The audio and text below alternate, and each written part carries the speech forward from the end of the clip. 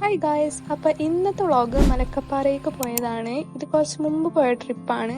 അപ്പോൾ കാലത്ത് തന്നെ പെട്രോൾ അടിച്ച് നേരെ വിട്ട് അങ്ങനെ ഫോറസ്റ്റിൽ എൻ്റർ ചെയ്തപ്പോൾ തന്നെ 2 കണ്ണുകൾ കണ്ട്. യെസ് ഗൈസ്, അത് മാനിൻ്റെ കണ്ണുകളായിരുന്നു. അങ്ങനെ നമ്മൾ നിർത്തിയിട്ടാണ് പോയിട്ടുണ്ടായിരുന്നത്. ഫോറസ്റ്റിലേക്ക് എൻ്റർ ചെയ്തപ്പോൾ തന്നെ നമ്മുടെ റേഞ്ച് എല്ലാം പോയി. ആൻഡ് ദെൻ നമ്മൾ ചായ കുടിക്കാൻ വേണ്ടിയിട്ടാണ് നിർത്തിയിട്ടുണ്ടായിരുന്നത്. നല്ല തണുത്ത ക്ലൈമറ്റിൽ നല്ല ചൂട് ചായ കുടിച്ചു.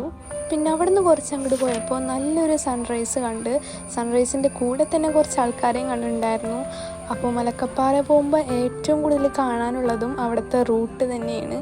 അങ്ങനെ നല്ലൊരു സ്ഥലം കണ്ടപ്പോൾ അവിടെ നിർത്തി കുറച്ച് ഫോട്ടോസും വീഡിയോസെല്ലാം എടുത്ത് അവിടെ നിന്ന് അങ്ങനെ പോയി.